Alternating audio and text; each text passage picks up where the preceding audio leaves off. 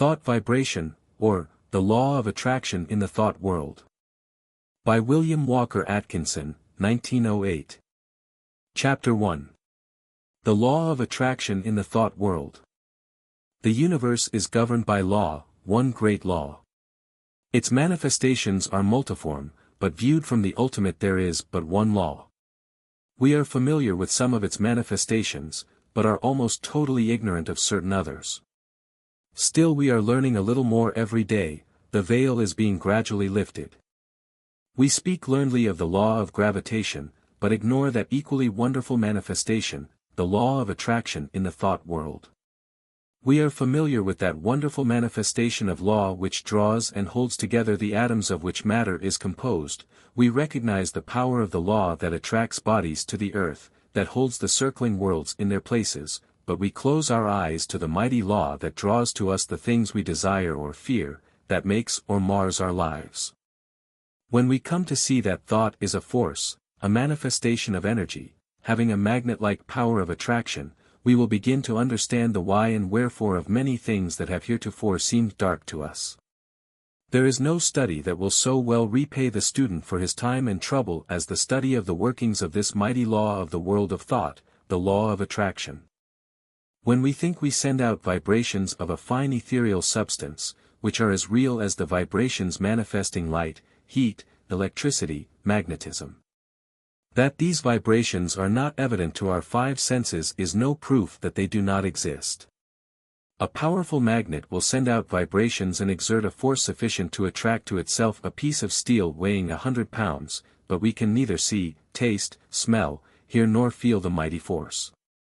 These thought vibrations, likewise, cannot be seen, tasted, smelled, heard or felt in the ordinary way, although it is true there are on record cases of persons peculiarly sensitive to psychic impressions who have perceived powerful thought waves, and very many of us can testify that we have distinctly felt the thought vibrations of others, both whilst in the presence of the sender and at a distance. Telepathy and its kindred phenomena are not idle dreams. Light and heat are manifested by vibrations of a far lower intensity than those of thought, but the difference is solely in the rate of vibration. The annals of science throw an interesting light upon this question. Professor Elisha Gray, an eminent scientist, says in his little book, The Miracles of Nature, there is much food for speculation in the thought that there exist sound waves that no human ear can hear, and color waves of light that no eye can see. The long, dark, soundless space between 40,000 and 400 trillion vibrations per second, and the infinity of range beyond 700 trillion vibrations per second, where light ceases, in the universe of motion, makes it possible to indulge in speculation. M. Williams, in his work entitled Short Chapters in Science, says, there is no gradation between the most rapid undulations or tremblings that produce our sensation of sound, and the slowest of those which give rise to our sensations of gentlest warmth. There is a huge gap between them, wide enough to include another world of motion, all lying between our world of sound and our world of heat and light, and there is no good reason whatever for supposing that matter is incapable of such intermediate activity, or that such activity may not give rise to intermediate sensations, provided there are organs for taking up and sensifying their movements. I cite the above authorities merely to give you food for thought, not to attempt to demonstrate to you the fact that thought vibrations exist. The last named fact has been fully established to the satisfaction of numerous investigators of the subject, and a little reflection will show you that it coincides with your own experiences. We often hear repeated the well-known mental science statement, thoughts are things, and we say these words over without consciously realizing just what is the meaning of the statement. If we fully comprehended the truth of the statement and the natural consequences of the truth back of it, we should understand many things which have appeared dark to us, and would be able to use the wonderful power, thought force, just as we use any other manifestation of energy. As I have said, when we think we set into motion vibrations of a very high degree, but just as real as the vibrations of light, heat, sound, electricity. And when we understand the laws governing the production and transmission of these vibrations, we will be able to use them in our daily life, just as we do the better-known forms of energy. That we cannot see, hear, weigh or measure these vibrations is no proof that they do not exist.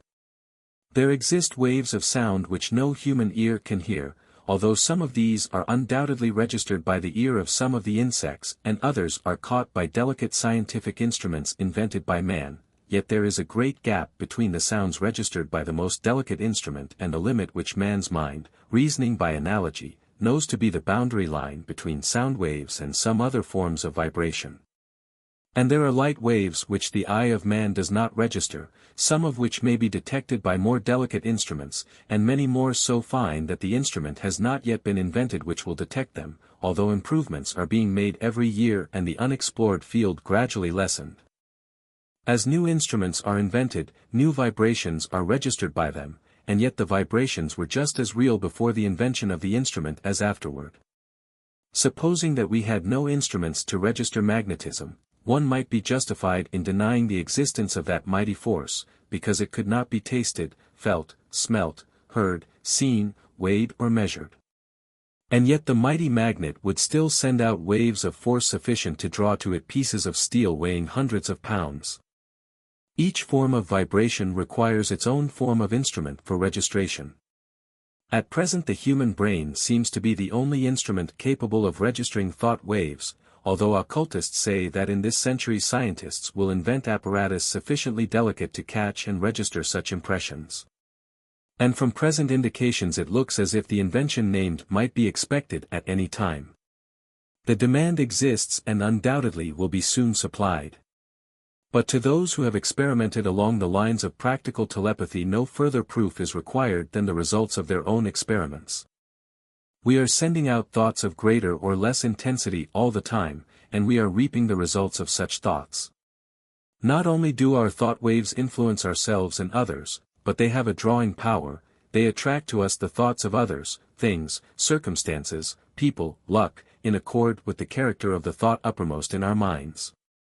Thoughts of love will attract to us the love of others, circumstances and surroundings in accord with the thought, people who are of like thought.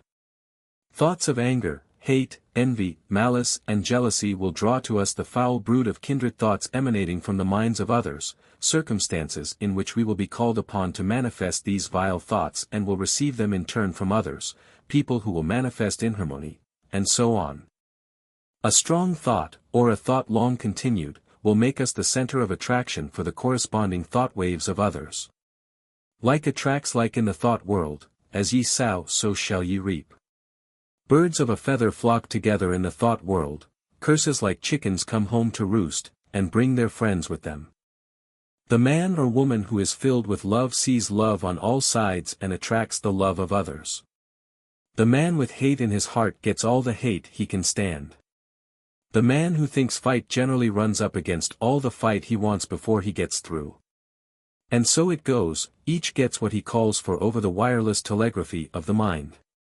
The man who rises in the morning feeling grumpy usually manages to have the whole family in the same mood before the breakfast is over. The nagging woman generally finds enough to gratify her nagging propensity during the day. This matter of thought attraction is a serious one. When you stop to think of it you will see that a man really makes his own surroundings, although he blames others for it. I have known people who understood this law to hold a positive, calm thought and be absolutely unaffected by the inharmony surrounding them. They were like the vessel from which the oil had been poured on the troubled waters, they rested safely and calmly whilst the tempest raged around them. One is not at the mercy of the fitful storms of thought after he has learned the workings of the law. We have passed through the age of physical force on to the age of intellectual supremacy, and are now entering a new and almost unknown field, that of psychic power. This field of energy has its established laws, as well as have the others, and we should acquaint ourselves with them or we will be crowded to the wall as are the ignorant on the plains of effort. I will endeavor to make plain to you the great underlying principles of this new field of energy which is opening up before us, that you may be able to make use of this great power and apply it for legitimate and worthy purposes, just as men are using steam, electricity, and other forms of energy today. Thought vibration, or the law of attraction in the thought world. By William Walker Atkinson, 1908. Chapter 2. Thought waves and their process of reproduction. Like a stone thrown into the water, thought produces ripples and waves which spread out over the great ocean of thought. There is this difference, however: the waves on the water move only on a level plane in all directions, whereas thought waves move in all directions from a common center, just as do the rays from the sun. Just as we here on earth are surrounded by a great sea of air, so are we surrounded by a great sea of mind. Our thought waves move through this vast mental ether, extending, however, in all directions, as I have explained, becoming somewhat lessened in intensity according to the distance traversed, because of the friction occasioned by the waves coming in contact with the great body of mind surrounding us on all sides. These thought waves have other qualities differing from the waves on the water. They have the property of reproducing themselves. In this respect they resemble sound waves rather than waves upon the water. Just as a note of the violin will cause the thin glass to vibrate and sing, so will a strong thought tend to awaken similar vibrations in minds attuned to receive it. Many of the stray thoughts, which come to us are but reflections or answering vibrations to some strong thought sent out by another. But unless our minds are attuned to receive it, the thought will not likely affect us. If we are thinking high and great thoughts, our 16 minds acquire a certain keynote corresponding to the character of the thoughts we have been thinking. And, this keynote once established, we will be apt to catch the vibrations of other minds keyed to the same thought. On the other hand, let us get into the habit of thinking thoughts of an opposite character, and we will soon be echoing the low order of thought emanating from the minds of the thousands thinking along the same lines. We are largely what we have thought ourselves into being, the balance being represented by the character of the suggestions and thought of others, which have reached us either directly by verbal suggestions or telepathically by means of such thought waves. Our general mental attitude, however, determines the character of the thought waves received from others as well as the thoughts emanating from ourselves. We receive only such thoughts as are in harmony with the general mental attitude held by ourselves, the thoughts not in harmony affecting us very little, as they awaken no response in us. The man who believes thoroughly in himself and maintains a positive strong mental attitude of confidence and determination is not likely to be affected by the adverse and negative thoughts of discouragement and failure emanating from the minds of other persons in whom these last qualities predominate. At the same time, these negative thoughts, if they reach one whose mental attitude is pitched on a low key, deepen his negative state and add fuel to the fire which is consuming his strength, or, if you prefer this figure, serve to further smother the fire of his energy and activity. We attract to us the thoughts of others of the same order of thought. The man who thinks success will be apt to get into tune with the minds of others thinking likewise, and they will help him, and he them. The man who allows his mind to dwell constantly upon thoughts of failure brings himself into close touch with the minds of other failure people, and each will tend to pull the other down still more. The man who thinks that all is evil is apt to see much evil, and will be brought into contact with others who will seem to prove his theory. And the man who looks for good in everything and everybody will be likely to attract to himself the things and people corresponding to his thought. We generally see that for which we look. You will be able to carry this idea more clearly if you will think of the Marconi wireless instruments, which receive the vibrations only from the sending instrument which has been attuned to the same key, while other telegrams are passing through the air in near vicinity without affecting the instrument. The same law applies to the operations of thought. We receive only that which corresponds to our mental attunement.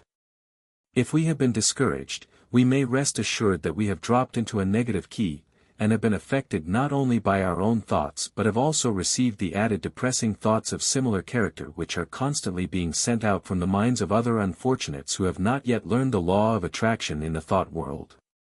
And if we occasionally rise to heights of enthusiasm and energy, how quickly we feel the inflow of the courageous, daring, energetic, positive thoughts being sent out by the live men and women of the world.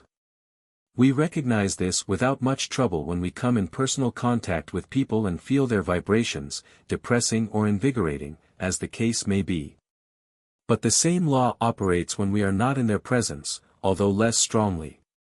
The mind has many degrees of pitch, ranging from the highest positive note to the lowest negative note, with many notes in between, varying in pitch according to their respective distance from the positive or negative extreme. When your mind is operating along positive lines you feel strong, buoyant, bright, cheerful, happy, confident and courageous, and are enabled to do your work well, to carry out your intentions, and progress on your road to success. You send out strong positive thought, which affects others and causes them to cooperate with you or to follow your lead, according to their own mental keynote. When you are playing on the extreme negative end of the mental keyboard, you feel depressed, weak, passive, dull, fearful, cowardly. And you find yourself unable to make progress or to succeed. And your effect upon others is practically nil. You are led by, rather than leading others, and are used as a human doormat or football by more positive persons. In some persons the positive element seems to predominate, and in others the negative quality seems to be more in evidence. There are, of course, widely varying degrees of positiveness and negativeness, and B may be negative to A, while positive to C. When two people first meet, there is generally a silent mental conflict in which their respective minds test their quality of positiveness, and fix their relative position toward each other. This process may be unconscious in many cases, but it occurs nevertheless. The adjustment is often automatic, but occasionally the struggle is so sharp, the opponents being so well matched, that the matter forces itself into the consciousness of the two people. Sometimes both parties are so much alike in their degrees of positiveness that they practically fail to come to terms, mentally, they never really are able to get along with each other, and they are either mutually repelled and separate or else stay together amid constant broils and wrangling. We are positive or negative to everyone with whom we have relations. We may be positive to our children, our employees and dependents, but we are at the same time negative to others to whom we occupy inferior positions, or whom we have allowed to assert themselves over us. Of course, something may occur and we will suddenly become more positive than the man or woman to whom we have heretofore been negative. We frequently see cases of this kind. And as the knowledge of these mental laws becomes more general, we will see many more instances of persons asserting themselves and making use of their newfound power. But remember, you possess the power to raise the keynote of your mind to a positive pitch by an effort of the will. And, of course, it is equally true that you may allow yourself to drop into a low, negative note by carelessness or a weak will. There are more people on the negative plane of thought than on the positive plane, and consequently there are more negative thought vibrations in operation in our mental atmosphere. But, happily for us, this is counterbalanced by the fact that a positive thought is infinitely more powerful than a negative one, and if by force of will we raise ourselves to a higher mental key, we can shut out the depressing thoughts and may take up the vibrations corresponding with our changed mental attitude. This is one of the secrets of the affirmations and autosuggestions used by the several schools of mental science and other new thought cults.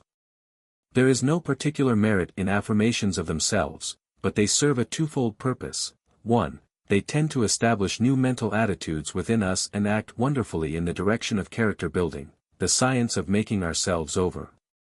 2. They tend to raise the mental keynote so that we may get the benefit of the positive thought waves of others on the same plane of thought. Whether or not we believe in them, we are constantly making affirmations.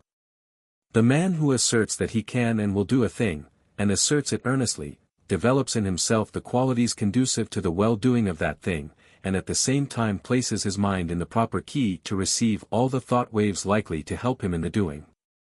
If, on the other hand, one says and feels that he is going to fail, he will choke and smother the thoughts coming from his own subconscious mentality which are intended to help him, and at the same time will place himself in tune with the failure thought of the world, and there is plenty of the latter kind of thought around, I can tell you. Do not allow yourselves to be affected by the adverse and negative thoughts of those around you. Rise to the upper chambers of your mental dwelling, and key yourself up to a strong pitch, away above the vibrations on the lower planes of thought. Then you will not only be immune to their negative vibrations but will be in touch with the great body of strong positive thought coming from those of your own plane of development. My aim will be to direct and train you in the proper use of thought and will, that you may have yourself well in hand and may be able to strike the positive key at any moment you may feel it necessary. It is not necessary to strike the extreme note on all occasions. The better plan is to keep yourself in a comfortable key, without much strain, and to have the means at command whereby you can raise the pitch at once when occasion demands. By this knowledge you will not be at the mercy of the old automatic action of the mind, but may have it well under your own control. Development of the will is very much like the development of a muscle, a matter of practice and gradual improvement. At first it is apt to be tiresome, but at each trial one grows stronger until the new strength becomes real and permanent. Many of us have made ourselves positive under sudden calls or emergencies. We are in the habit of bracing up when occasion demands. But by intelligent practice you will be so much strengthened that your habitual state will be equal to your bracing up stage now, and then when you find it necessary to apply the spur you will be able to reach a stage not dreamed of at present. Do not understand me as advocating a high tension continuously. This is not at all desirable, not only because it is apt to be too much of a strain upon you but also because you will find it desirable to relieve the tension at times and become receptive that you may absorb impressions. It is well to be able to relax and assume a certain degree of receptiveness, knowing that you are always able to spring back to the more positive state at will. The habitually strongly positive man loses much enjoyment and recreation. Positive, you give out expressions; receptive, you take in impressions. Positive, you are a teacher; receptive, a pupil. It is not only a good thing to be a good teacher, but it is also very important to be a good listener at times. Thought Vibration, or, The Law of Attraction in the Thought World. By William Walker Atkinson, 1908. Chapter 3. A Talk About the Mind. Man has but one mind, but he has many mental faculties, each faculty being capable of functioning along two different lines of mental effort. There are no distinct dividing lines separating the two several functions of a faculty, but they shade into each other as do the colors of the spectrum. An active effort of any faculty of the mind is the result of a direct impulse imparted at the time of the effort. A passive effort of any faculty of the mind is the result of either a preceding active effort of the same mind, an active effort of another along the lines of suggestion, thought vibrations from the mind of another, thought impulses from an ancestor, transmitted by the laws of heredity, including impulses transmitted from generation to generation from the time of the original vibratory impulse imparted by the primal cause, which impulses gradually unfold and unsheath when the proper state of evolutionary development is reached. The active effort is newborn, fresh from the mint, whilst the passive effort is of less recent creation, and, in fact, is often the result of vibratory impulses imparted in ages long past. The active effort makes its own way, brushing aside the impeding vines and kicking from its path the obstructing stones. The passive effort travels along the beaten path. A thought impulse, or motion impulse, originally caused by an active effort of faculty, may become by continued repetition, or habit, strictly automatic, the impulse given it by the repeated active effort developing a strong momentum, which carries it on, along passive lines, until stopped by another active effort or its direction changed by the same cause. On the other hand, thought impulses, or motion impulses, continued along passive lines may be terminated or corrected by an active effort. The active function creates, changes or destroys. The passive function carries on the work given it by the active function and obeys orders and suggestions. The active function produces the thought habit, or motion habit, and imparts to it the vibrations which carry it on along the passive lines thereafter.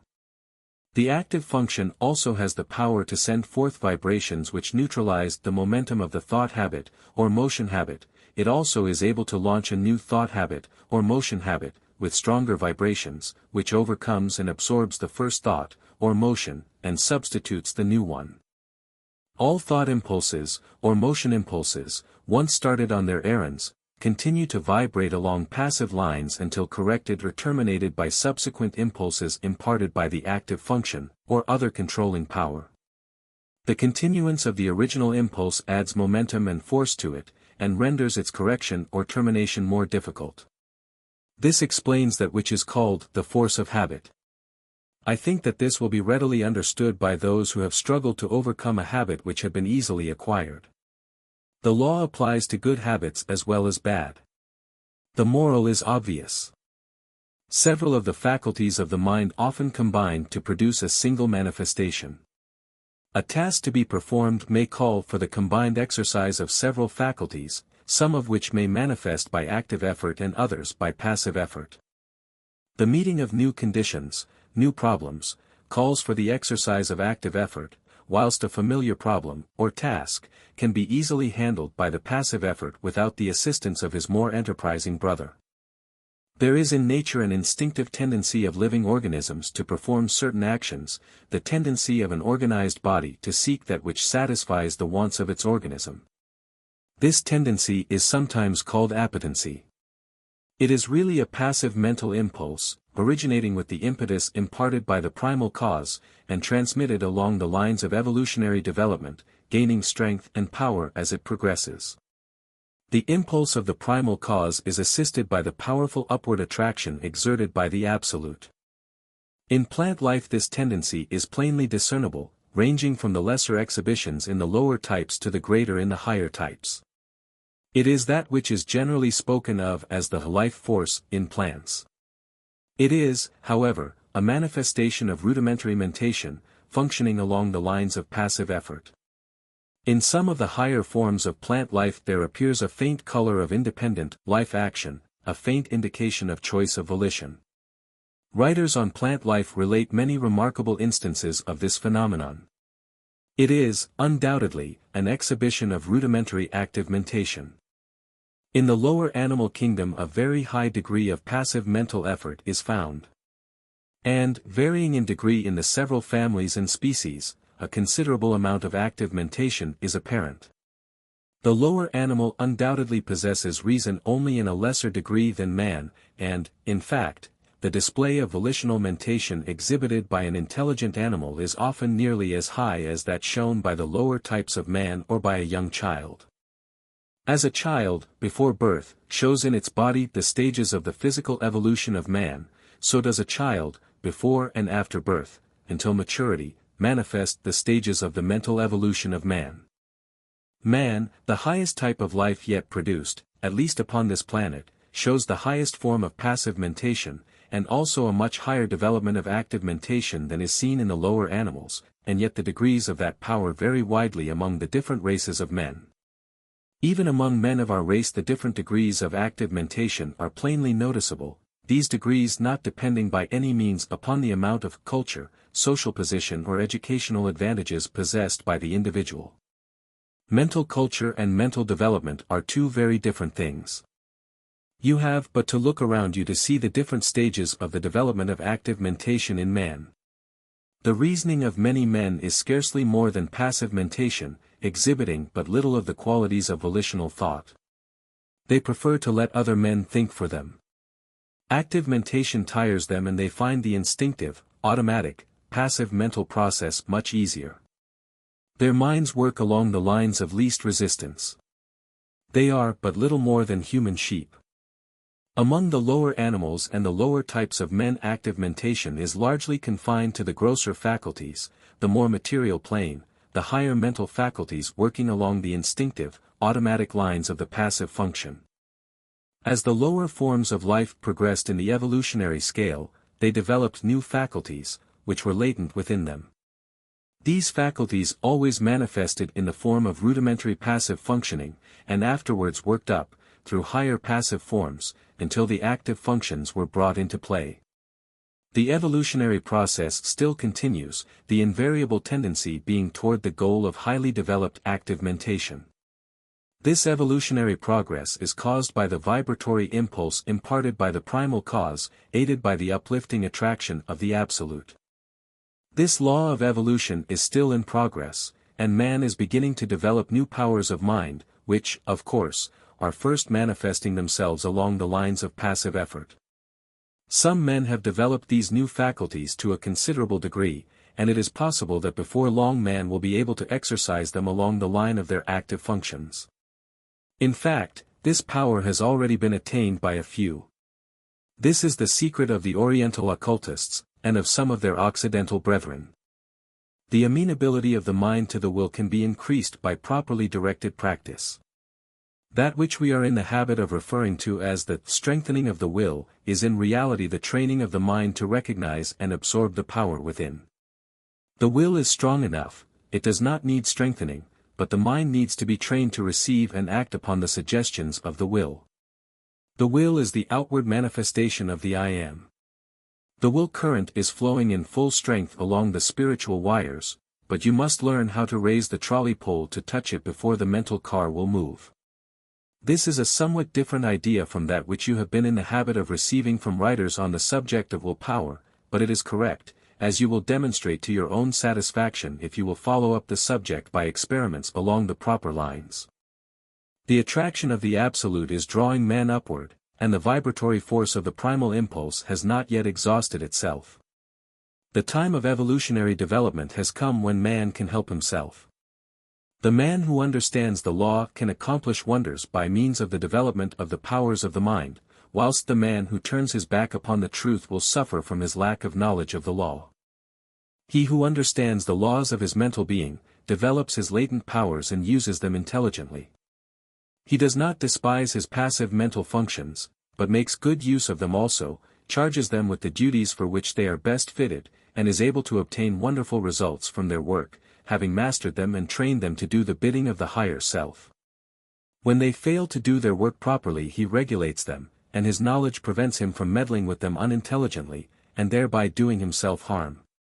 He develops the faculties and powers latent within him and learns how to manifest them along the line of active mentation as well as passive.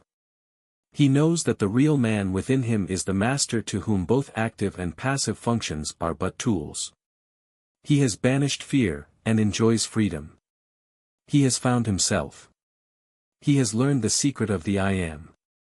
Thought Vibration, or, the Law of Attraction in the Thought World. By William Walker Atkinson, 1908. Chapter 4. Mind Building. Man can build up his mind and make it what he wills. In fact, we are mind-building every hour of our lives, either consciously or unconsciously.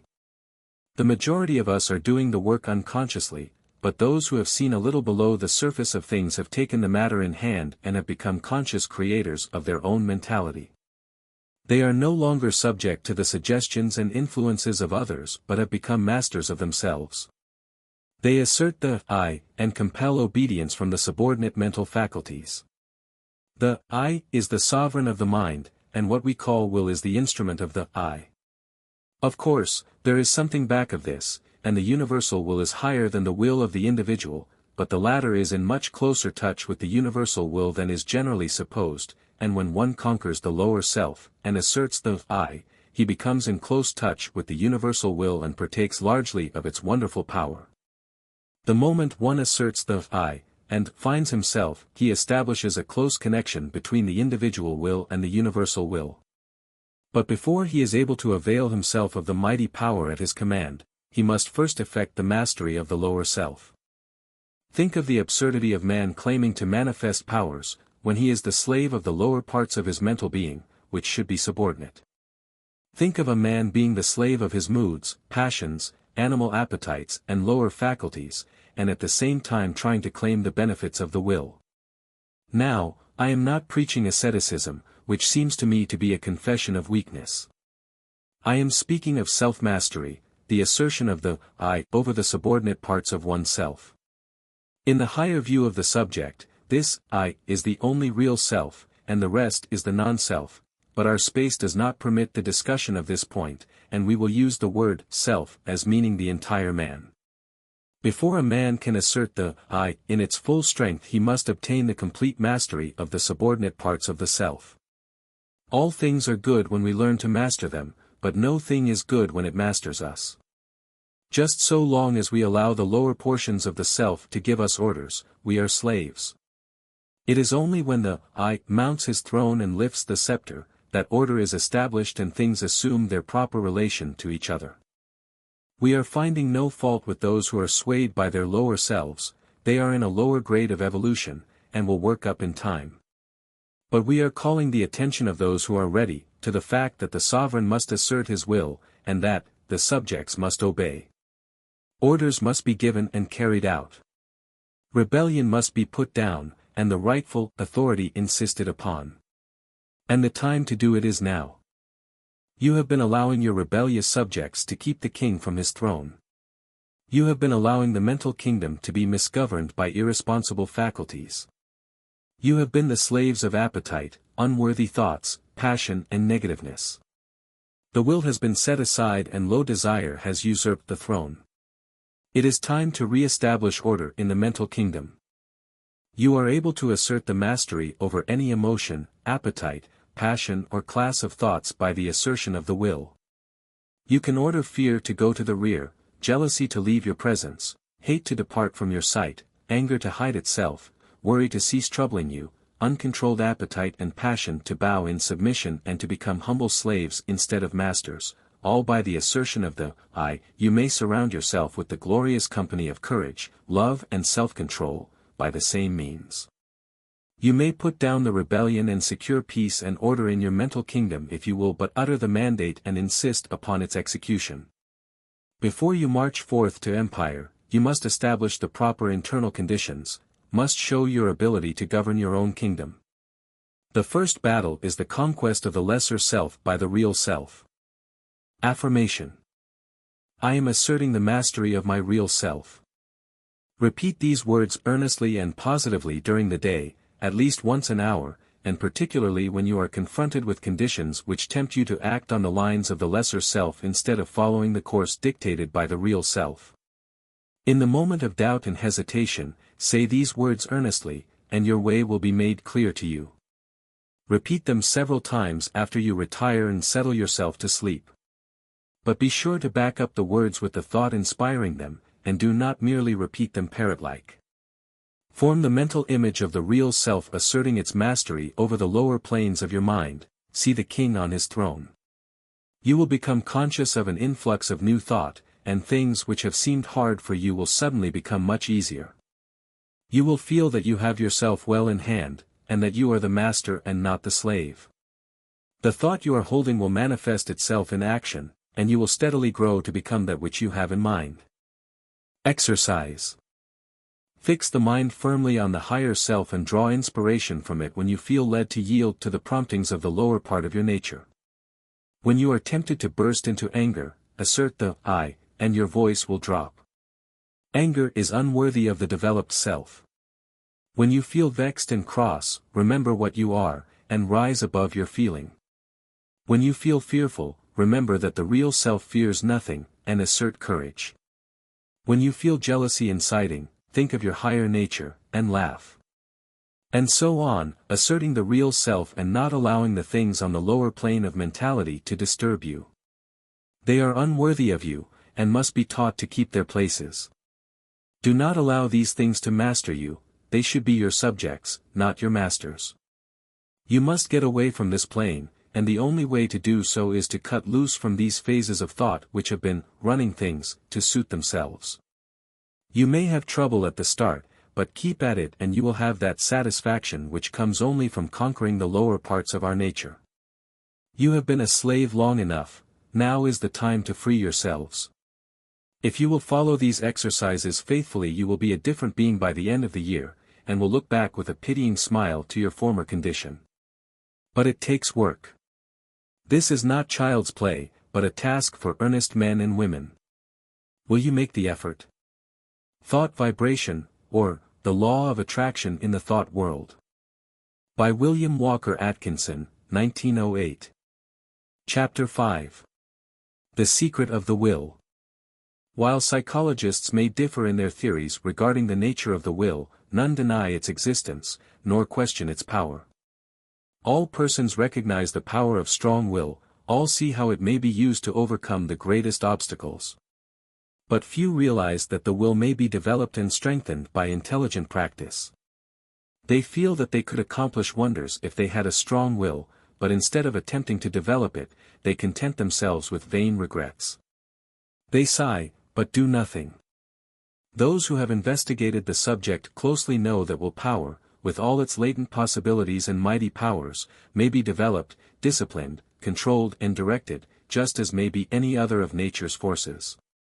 It does not matter what theory you may entertain about the nature of the will, you will obtain the results if you practice intelligently. Personally, I have a somewhat odd theory about the will. I believe that every man has, potentially, a strong will, and that all he has to do is to train his mind to make use of it. I think that in the higher regions of the mind of every man is a great store of willpower awaiting his use. The will current is running along the psychic wires, and all that it is necessary to do is to raise the mental trolley pole and bring down the power for your use.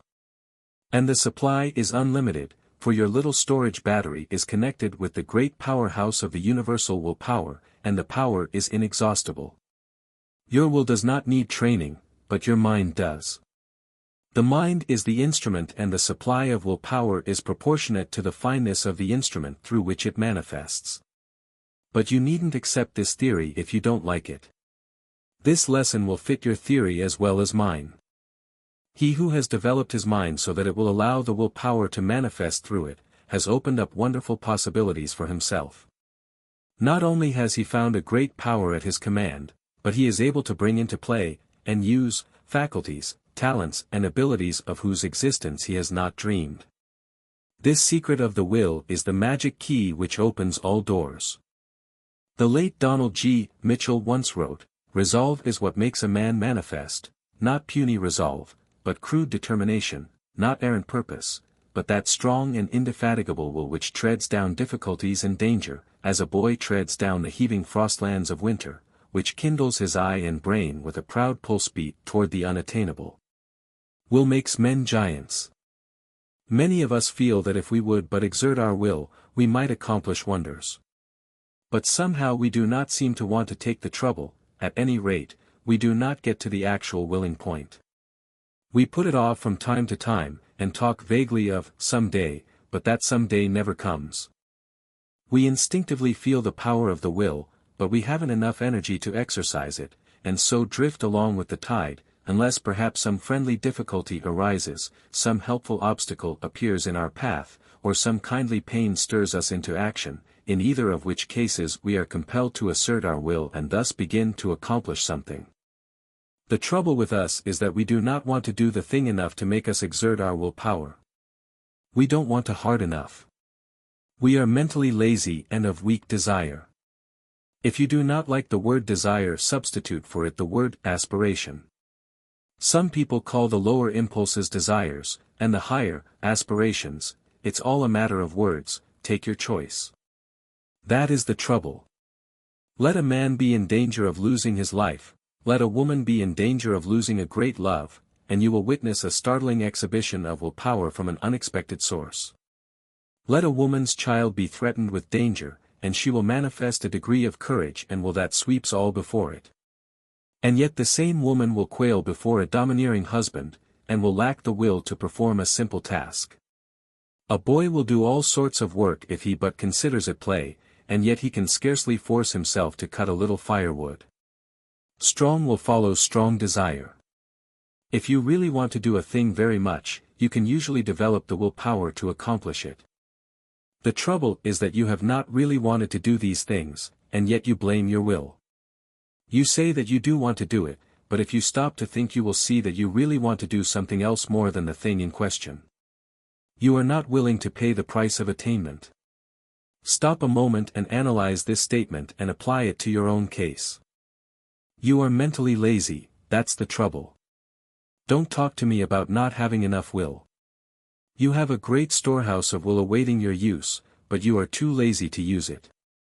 Now, if you are really in earnest about this matter, get to work and first find out what you really want to do, then start to work and do it. Never mind about the willpower, you'll find a full supply of that whenever you need it. The thing to do is to get to the point where you will resolve to will. That's the real test, the resolving. Think of these things a little, and make up your mind whether or not you really want to be a willer sufficiently hard to get to work.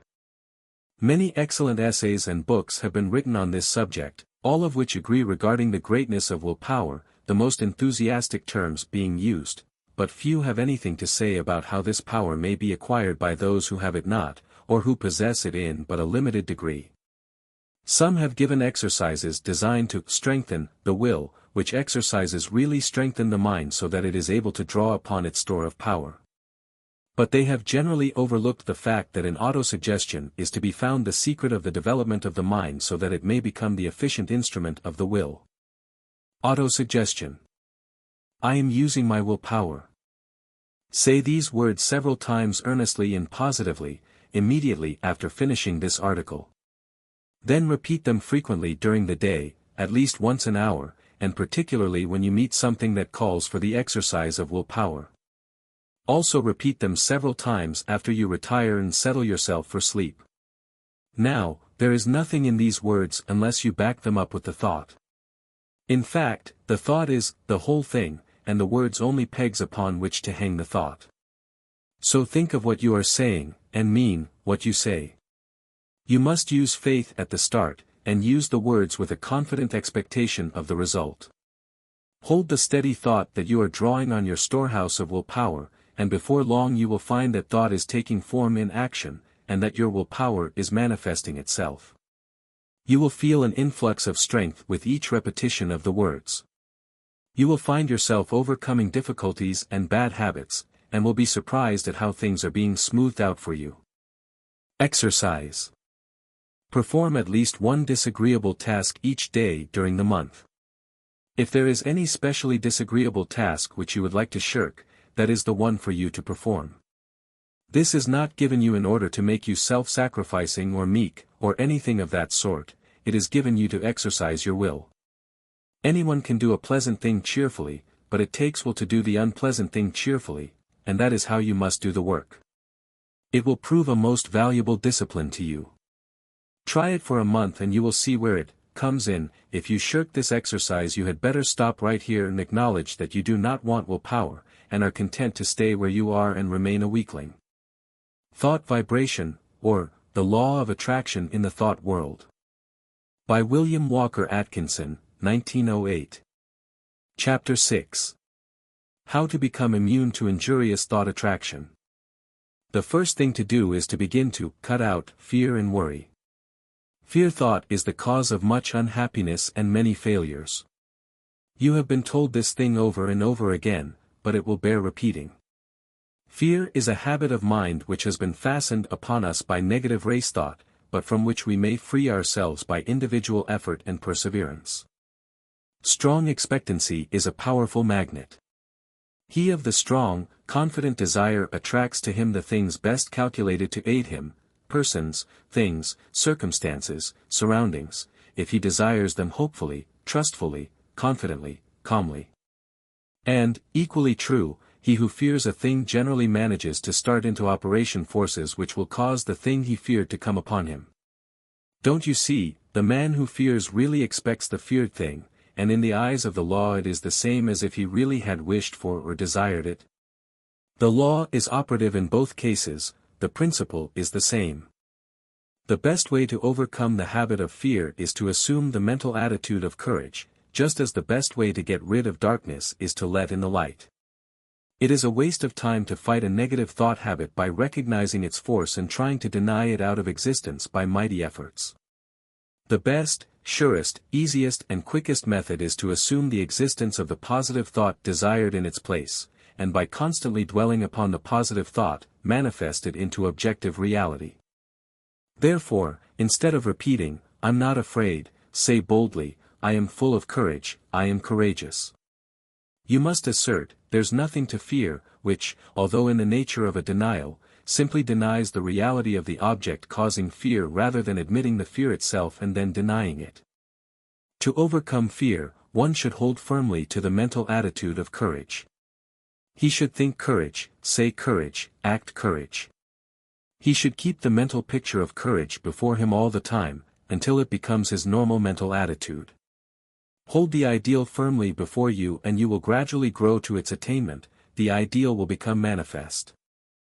Let the word courage sink deeply into your mind, and then hold it firmly there until the mind fastens it in place. Think of yourself as being courageous, see yourself as acting with courage in trying situations. Realize that there is nothing to fear, that worry and fear never helped anyone, and never will. Realize that fear paralyzes effort, and that courage promotes activity. The confident, fearless, expectant, I can and I will man is a mighty magnet. He attracts to himself just what is needed for his success. Things seem to come his way, and people say he is lucky. Nonsense. Luck has nothing to do with it. It's all in the mental attitude. And the mental attitude of the I can't or the I'm afraid man also determines his measure of success. There's no mystery whatsoever about it. You have but to look about you to realize the truth of what I have said. Did you ever know a successful man who did not have the I can and I will thought strong within him? Why, he will walk all around the I can't man, who has perhaps even more ability. The first mental attitude brought to the surface latent qualities, as well as attracted help from outside, whilst the second mental attitude not only attracted I can't people and things, but also kept the man's own powers from manifesting themselves. I have demonstrated the correctness of these views, and so have many others, and the number of people who know these things is growing every day. Don't waste your thought force, but use it to advantage. Stop attracting to yourself failure, unhappiness, inharmony, sorrow. Begin now and send out a current of bright, positive, happy thought. Let your prevailing thought be, I can and I will, think, I can and I will, dream, I can and I will, say, I can and I will, act, I can and I will, live on the, I can and I will, plane, and before you are aware of it, you will feel the new vibrations manifesting themselves in action, will see them bring results, will be conscious of the new point of view, will realize that your own is coming to you. You will feel better, act better, see better, be better in every way, after you join the I can and I will brigade. Fear is the parent of worry, hate, jealousy, malice, anger, discontent, failure, and all the rest. The man who rids himself of fear will find that the rest of the brood have disappeared. The only way to be free is to get rid of fear. Tear it out by the roots. I regard the conquest of fear as the first important step to be taken by those who wish to master the application of thought force.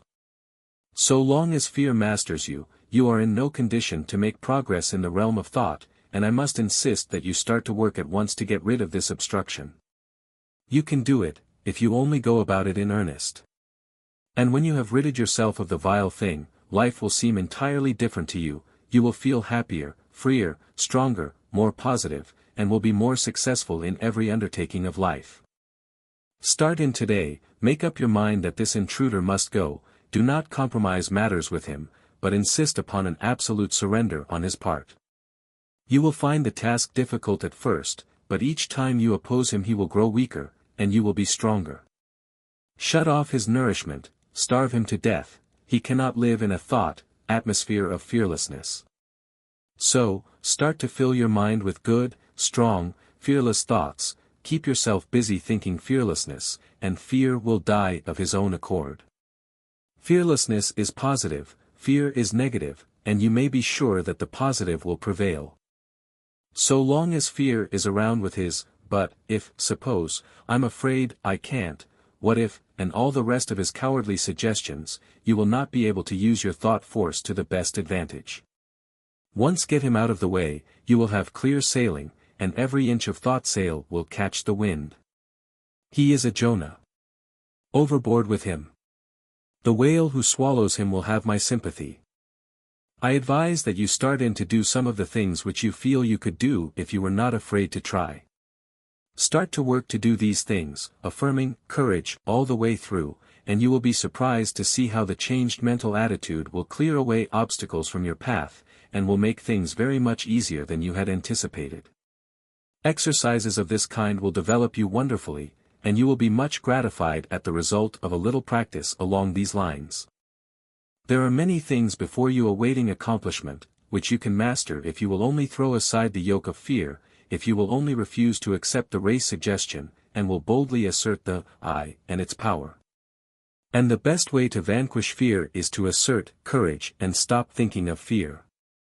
By this plan you will train the mind into new habits of thought, thus eradicating the old negative thoughts which have been pulling you down, and holding you back. Take the word courage with you as your watchword and manifest it in action. Remember, the only thing to fear is fear, and, well, don't even fear fear, for he's a cowardly chap at the best, who will run if you show a brave front. Thought Vibration, or, The Law of Attraction in the Thought World. By William Walker Atkinson, 1908. Chapter 7. The Transmutation of Negative Thought. Worry is the child of fear. If you kill out fear, worry will die for want of nourishment. This advice is very old, and yet it is always worthy of repetition, for it is a lesson of which we are greatly in need. Some people think that if we kill out fear and worry we will never be able to accomplish anything. I have read editorials in the great journals in which the writers held that without worry one can never accomplish any of the great tasks of life, because worry is necessary to stimulate interest and work. This is nonsense, no matter who utters it. Worry never helped one to accomplish anything, on the contrary, it stands in the way of accomplishment and attainment. The motive underlying action and doing things is desire and interest. If one earnestly desires a thing, he naturally becomes very much interested in its accomplishment, and is quick to seize upon anything likely to help him to gain the thing he wants. More than that, his mind starts up a work on the subconscious plane that brings into the field of consciousness many ideas of value and importance. Desire and interest are the causes that result in success. Worry is not desire. It is true that if one's surroundings and environments become intolerable, he is driven in desperation to some efforts that will result in throwing off the undesirable conditions and in the acquiring of those more in harmony with his desire. But this is only another form of desire. The man desires something different from what he has, and when his desire becomes strong enough his entire interest is given to the task, he makes a mighty effort, and the change is accomplished. But it wasn't worry that caused the effort. Worry could content itself with wringing its hands and moaning, "Woe is me," and wearing its nerves to a frazzle, and accomplishing nothing. Desire acts differently. It grows stronger as the man's conditions become intolerable, and finally when he feels the hurt so strongly that he can't stand it any longer, he says, "I won't stand this any longer, I will make a change," and lo! Then desire springs into action. The man keeps on, wanting a change the worst way, which is the best way, and his interest and attention being given to the task of deliverance, he begins to make things move. Worry never accomplished anything. Worry is negative and death-producing. Desire and ambition are positive and life-producing. A man may worry himself to death and yet nothing will be accomplished, but let that man transmute his worry and discontent into desire and interest, coupled with a belief that he is able to make the change, the "I can and I will" idea, then something happens. Yes, fear and worry must go before we can do much. One must proceed to cast out these negative intruders, and replace them with confidence and hope. Transmute worry into keen desire. Then you will find that interest is awakened, and you will begin to think things of interest to you. Thoughts will come to you from the great reserve stock in your mind and you will start to manifest them in action. Moreover, you will be placing yourself in harmony with similar thoughts of others, and will draw to you aid and assistance from the great volume of thought waves with which the world is filled. One draws to himself thought waves corresponding in character with the nature of the prevailing thoughts in his own mind, his mental attitude. Then again he begins to set into motion the great law of attraction, whereby he draws to him others likely to help him, and is, in turn, attracted to others who can aid him. This law of attraction is no joke, no metaphysical absurdity, but is a great live working principle of nature, as anyone may learn by experimenting and observing. To succeed in anything you must want it very much, desire must be in evidence in order to attract. The man of weak desires attracts very little to himself. The stronger the desire, the greater the force set into motion. You must want a thing hard enough before you can get it. You must want it more than you do the things around you, and you must be prepared to pay the price for it. The price is the throwing overboard of certain lesser desires that stand in the way of the accomplishment of the greater one. Comfort, ease, leisure, amusements, and many other things may have to go, not always, though. It all depends on what you want. As a rule, the greater the thing desired, the greater the price to be paid for it. Nature believes in adequate compensation. But if you really desire a thing in earnest, you will pay the price without question, for the desire will dwarf the importance of the other things. You say that you want a thing very much, and are doing everything possible toward its attainment. Pshaw! You are only playing desire. Do you want the thing as much as a prisoner wants freedom, as much as a dying man wants life? Look at the almost miraculous things accomplished by prisoners desiring freedom. Look how they work through steel plates and stone walls with a bit of stone. Is your desire as strong as that? Do you work for the desired thing as if your life depended upon it? Nonsense. You don't know what desire is. I tell you, if a man wants a thing as much as the prisoner wants freedom, or as much as a strongly vital man wants life, then that man will be able to sweep away obstacles and impediments apparently immovable. The key to attainment is desire, confidence, and will. This key will open many doors. Fear paralyzes desire, it scares the life out of it. You must get rid of fear. There have been times in my life when fear would get hold of me and take a good, firm grip on my vitals, and I would lose all hope, all interest, all ambition, all desire. But, thank the Lord, I have always managed to throw off the grip of the monster and face my difficulty like a man, and lo! Things would seem to be straightened out for me somehow. Either the difficulty would melt away, or I would be given means to overcome it, or get around, or under or over it. It is strange how this works. No matter how great is the difficulty, when we finally face it with courage and confidence in ourselves, we seem to pull through somehow, and then we begin to wonder what we were scared about. This is not a mere fancy, it is the working of a mighty law, which we do not as yet fully understand, but which we may prove at any time.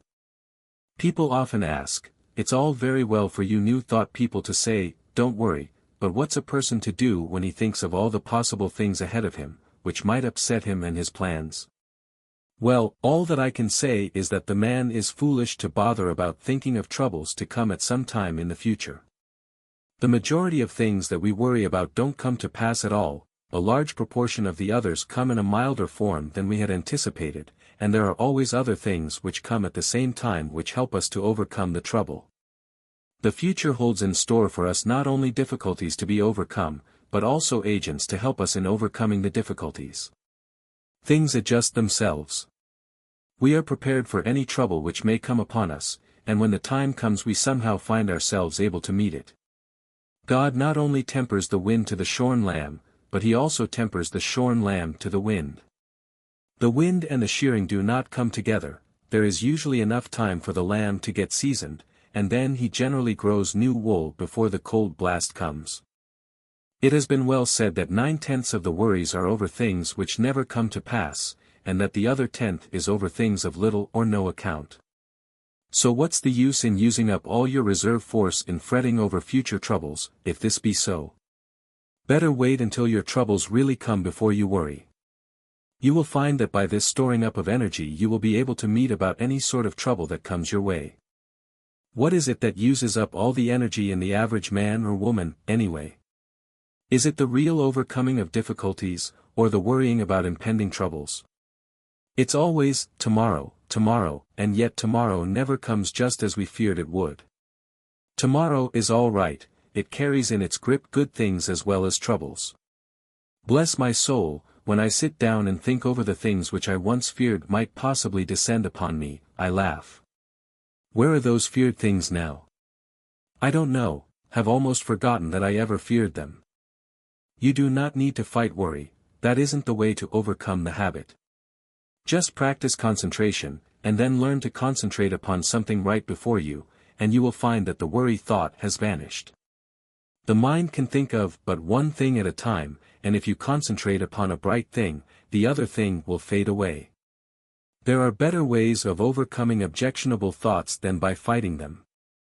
Learn to concentrate upon thoughts of an opposite character, and you will have solved the problem. When the mind is full of worry thoughts, it cannot find time to work out plans to benefit you. But when you have concentrated upon bright, helpful thoughts, you will discover that it will start to work subconsciously, and when the time comes you will find all sorts of plans and methods by which you will be able to meet the demands upon you. Keep your mental attitude right, and all things will be added unto you. There's no sense in worrying, nothing has ever been gained by it, and nothing ever will be. Bright, cheerful and happy thoughts attract bright, cheerful and happy things to us, worry drives them away. Cultivate the right mental attitude. Thought Vibration, or, The Law of Attraction in the Thought World.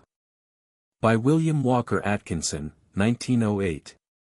Chapter 8. The Law of Mental Control. Your thoughts are either faithful servants or tyrannical masters, just as you allow them to be. You have the say about it, take your choice. They will either go about your work under direction of the firm will, doing it the best they know how, not only in your waking hours, but when you are asleep, some of our best mental work being performed for us when our conscious mentality is at rest, as is evidenced by the fact that when the morning comes we find troublesome problems have been worked out for us during the night, after we had dismissed them from our minds, apparently, or they will ride all over us and make us their slaves if we are foolish enough to allow them to do so. More than half the people of the world are slaves of every vagrant thought which may see fit to torment them. Your mind is given you for your good and for your own use, not to use you. There are very few people who seem to realize this and who understand the art of managing the mind. The key to the mystery is concentration. A little practice will develop within every man the power to use the mental machine properly. When you have some mental work to do, concentrate upon it to the exclusion of everything else, and you will find that the mind will get right down to business, to the work at hand, and matters will be cleared up in no time. There is an absence of friction, and all waste motion or lost power is obviated. Every pound of energy is put to use, and every revolution of the mental driving will counts for something. It pays to be able to be a competent mental engineer. And the man who understands how to run his mental engine knows that one of the important things is to be able to stop it when the work has been done. He does not keep putting coal in the furnace, and maintaining a high pressure after the work is finished, or when the day's portion of the work has been done, and the fires should be banked until the next day. Some people act as if the engine should be kept running whether there was any work to be done or not, and then they complain if it gets worn out and wobbles and needs repairing. These mental engines are fine machines, and need intelligent care. To those who are acquainted with the laws of mental control, it seems absurd for one to lie awake at night fretting about the problems of the day, or more often, of the morrow. It is just as easy to slow down the mind as it is to slow down an engine, and thousands of people are learning to do this in these days of new thought. The best way to do it is to think of something else, as far different from the obtruding thought as possible. There is no use fighting an objectionable thought with the purpose of downing it. That is a great waste of energy, and the more you keep on saying, "I won't think of this thing," the more it keeps on coming into your mind, for you are holding it there for the purpose of hitting it.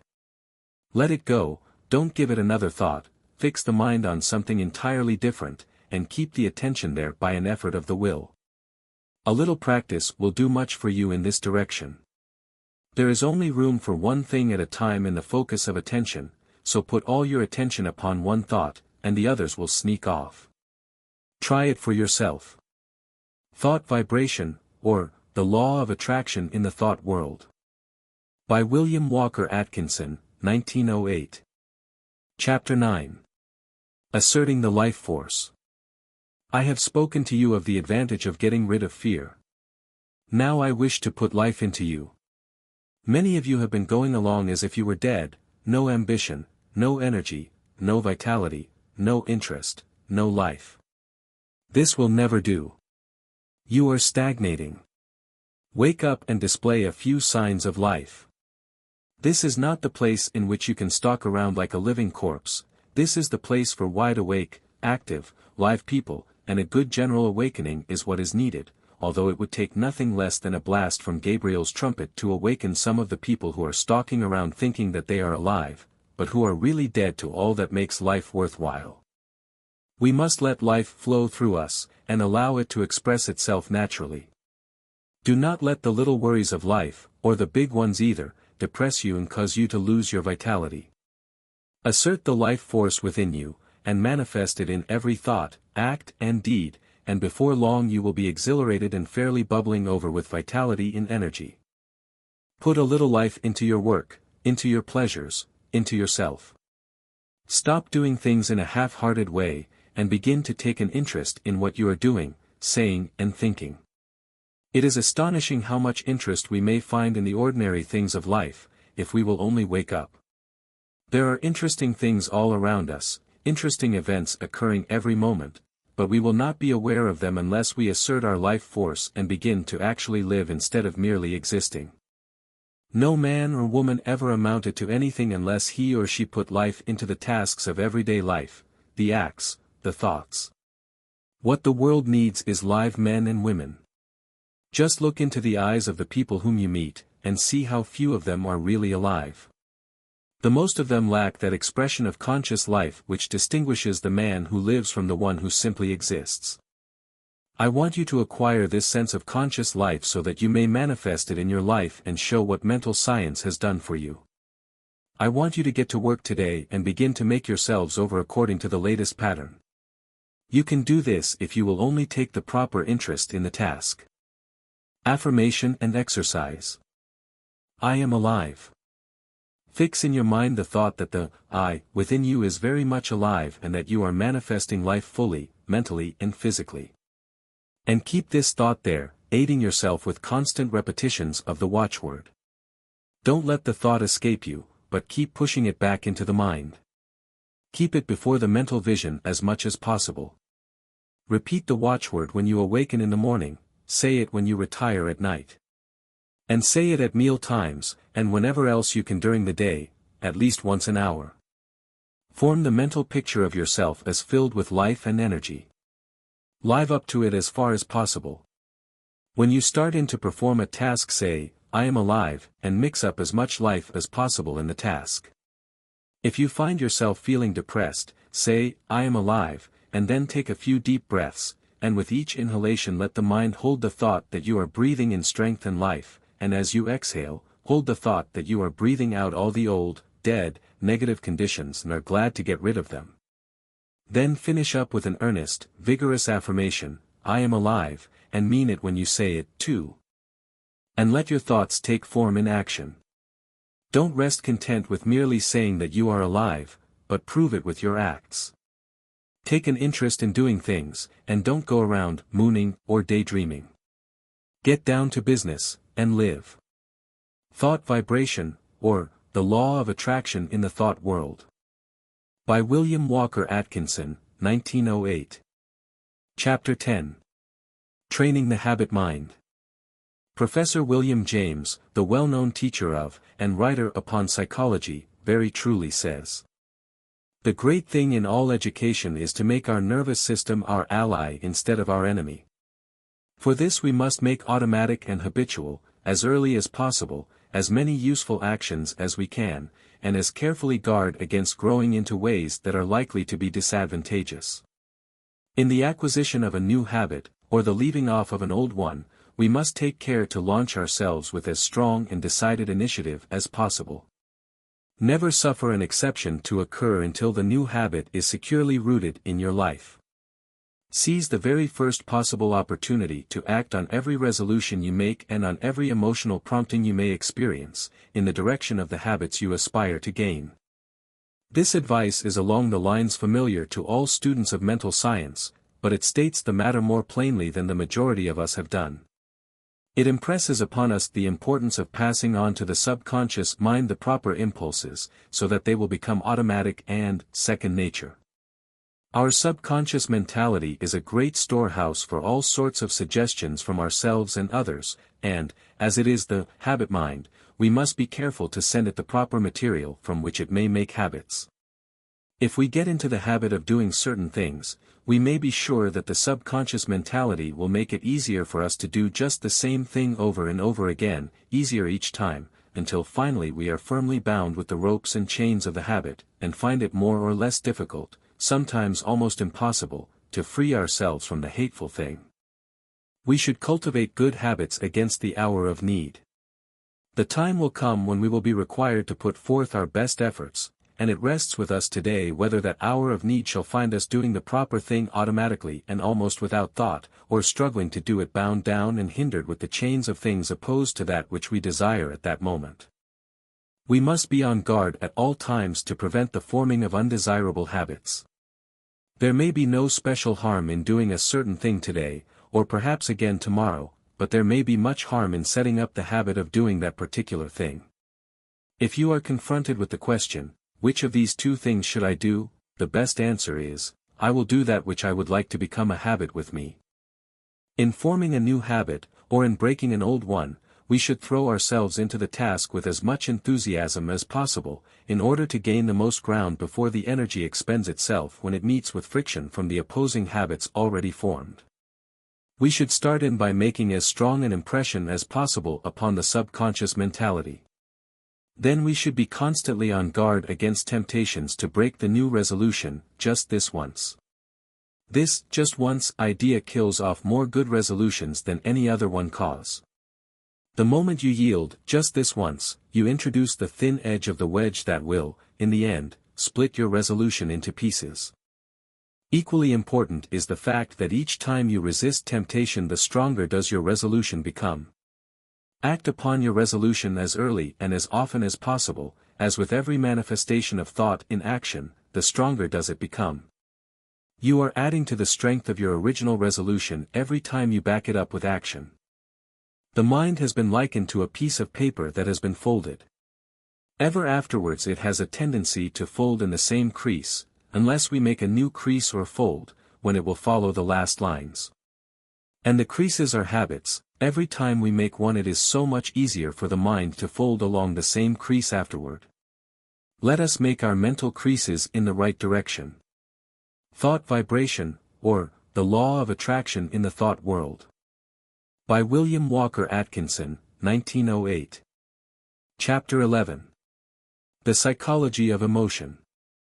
One is apt to think of the emotions as independent from habit. We easily may think of one acquiring habits of action, and even of thinking, but we are apt to regard the emotions as something connected with feeling and quite divorced from intellectual effort. Yet, notwithstanding the distinction between the two, both are dependent largely upon habit, and one may repress, increase, develop, and change one's emotions, just as one may regulate habits of action and lines of thought. It is an axiom of psychology that, emotions deepen by repetition. If a person allows a state of feeling to thoroughly take possession of him, he will find it easier to yield to the same emotion the second time, and so on, until the particular emotion or feeling becomes second nature to him. If an undesirable emotion shows itself inclined to take up a permanent abode with you, you had better start to work to get rid of it, or at least to master it. And the best time to do this is at the start, for each repetition renders the habit more firmly entrenched, and the task of dislodging it more difficult. Were you ever jealous?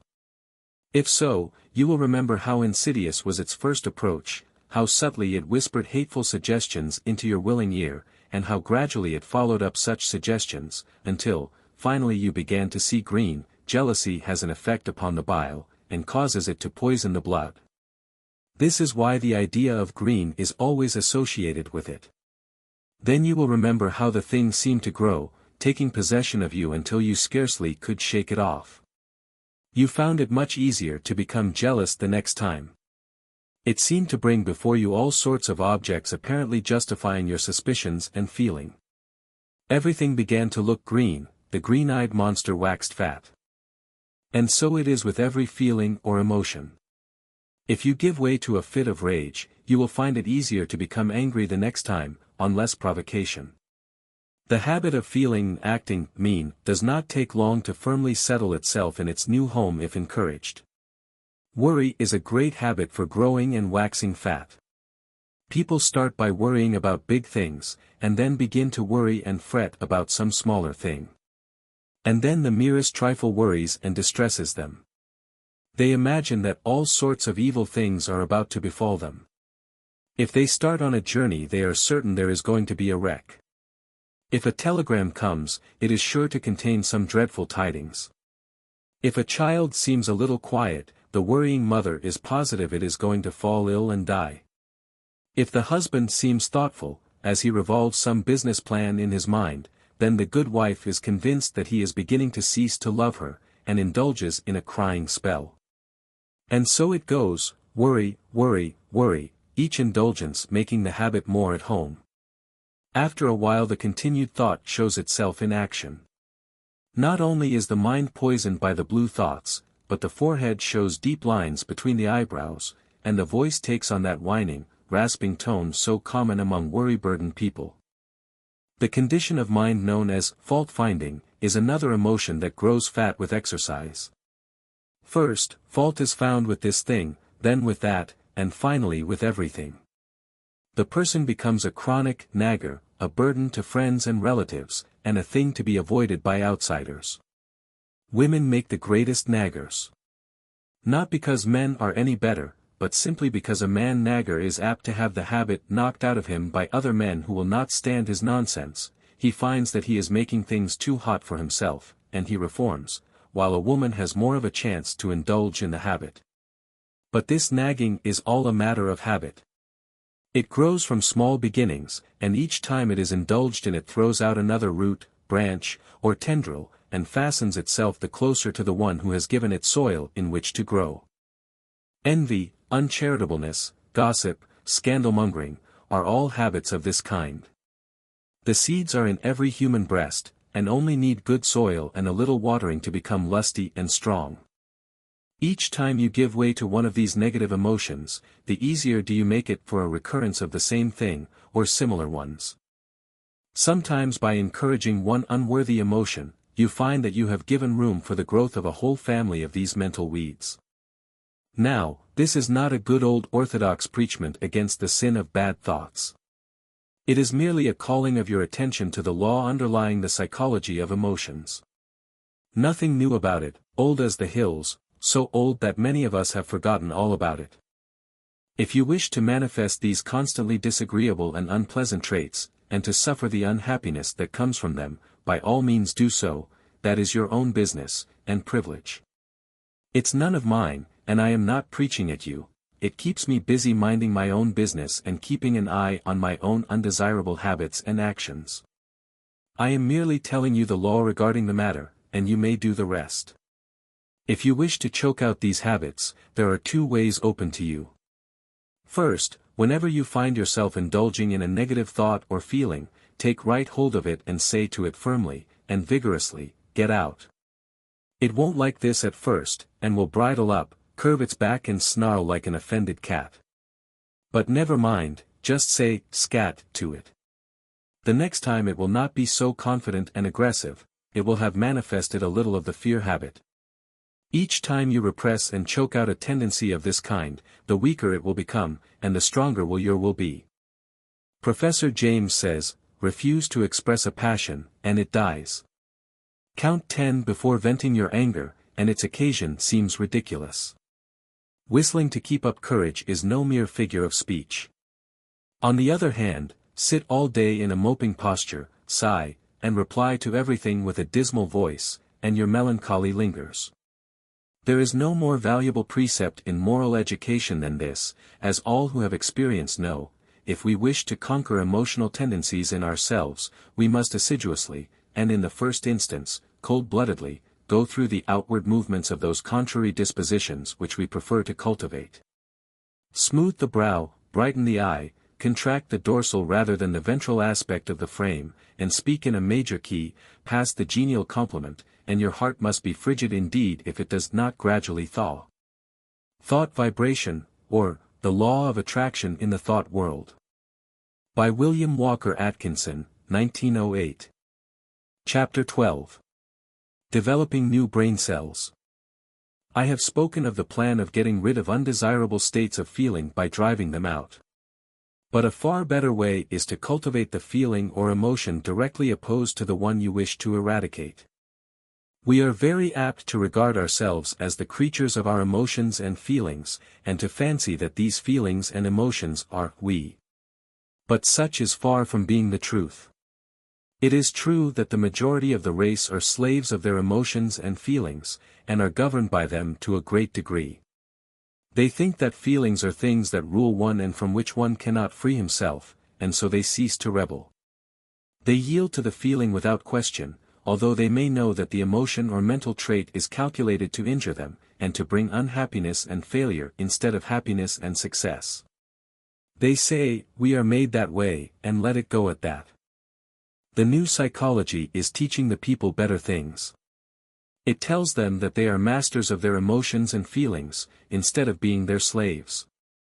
It tells them that brain cells may be developed that will manifest along desirable lines, and that the old brain cells that have been manifesting so unpleasantly may be placed on the retired list, and allowed to atrophy from want of use. People may make themselves over, and change their entire natures. This is not mere idle theory, but is a working fact which has been demonstrated by thousands of people, and which is coming more and more before the attention of the race. No matter what theory of mind we entertain, we must admit that the brain is the organ and instrument of the mind, in our present state of existence, at least, and that the brain must be considered in this matter. The brain is like a wonderful musical instrument, having millions of keys, upon which we may play innumerable combinations of sounds. We come into the world with certain tendencies, temperaments, and predispositions. We may account for these tendencies by heredity, or we may account for them upon theories of pre-existence, but the facts remain the same. Certain keys seem to respond to our touch more easily than others. Certain notes seem to sound forth as the current of circumstances sweeps over the strings. And certain other notes are less easily vibrated. But we find that if we but make an effort of the will to restrain the utterance of some of these easily sounded strings, they will grow more difficult to sound, and less liable to be stirred by the passing breeze. And if we will pay attention to some of the other strings that have not been giving forth a clear tone, we will soon get them in good working order, their notes will chime forth clear and vibrant, and will drown the less pleasant sounds. We have millions of unused brain cells awaiting our cultivation. We are using but a few of them, and some of these we are working to death. We are able to give some of these cells a rest, by using other cells. The brain may be trained and cultivated in a manner incredible to one who has not looked into the subject. Mental attitudes may be acquired and cultivated, changed and discarded, at will. There is no longer any excuse for people manifesting unpleasant and harmful mental states. We have the remedy in our own hands. We acquire habits of thought, feeling, and action, by repeated use. We may be born with a tendency in a certain direction, or we may acquire tendencies by suggestions from others, such as the examples of those around us, suggestions from reading, listening to teachers. We are a bundle of mental habits. Each time we indulge in an undesirable thought or habit, the easier does it become to repeat that thought or action. And the oftener we give forth a certain desirable thought, or perform a desirable action, the easier does it become for us to repeat that thought or action. Mental scientists are in the habit of speaking of desirable thoughts or mental attitudes as positive, and of the undesirable ones as negative. There is a good reason for this. The mind instinctively recognizes certain things as good for the individual to which it belongs, and it clears the path for such thoughts, and interposes the least resistance to them. They have a much greater effect than an undesirable thought possesses, and one positive thought will counteract a number of negative thoughts. The best way to overcome undesirable or negative thoughts and feelings is to cultivate the positive ones. The positive thought is the strongest plant, and will in time starve out the negative one by withdrawing from it the nourishment necessary for its existence. Of course, the negative thought will set up a vigorous resistance at first, for it is a fight for life with it. In the slang words of the time, it sees its finish if the positive thought is allowed to grow and develop, and, consequently, it makes things unpleasant for the individual until he has started well into the work of starving it out. Brain cells do not like to be laid on the shelf any more than does any other form of living energy, and they rebel and struggle until they become too weak to do so. The best way is to pay as little attention as possible to these weeds of the mind, but put in as much time as possible watering, caring for and attending to the new and beautiful plants in the garden of the mind. For instance, if you are apt to hate people, you can best overcome the negative thought by cultivating love in its place. Think love, and act it out, as often as possible. Cultivate thoughts of kindness, and act as kindly as you can to everyone with whom you come in contact. You will have trouble at the start, but gradually love will master hate, and the latter will begin to droop and wither. If you have a tendency toward the blues, cultivate a smile, and a cheerful view of things. Insist upon your mouth wearing upturned corners, and make an effort of the will to look upon the bright side of things. The Blue Devils will set up a fight, of course, but pay no attention to them, just go on cultivating optimism and cheerfulness. Let bright, cheerful, and happy be your watchword, and try to live it out. These recipes may seem very old and time-worn, but they are psychological truths and may be used by you to advantage. If you once comprehend the nature of the thing, the affirmations and autosuggestions of the several schools may be understood and taken advantage of. You may make yourself energetic instead of slothful, active instead of lazy, by this method. It is all a matter of practice and steady work. New Thought people often have much to say about holding the thought, and, indeed, it is necessary to hold the thought in order to accomplish results. But something more is needed. You must act out the thought until it becomes a fixed habit with you. Thoughts take form in action, and in turn actions influence thought.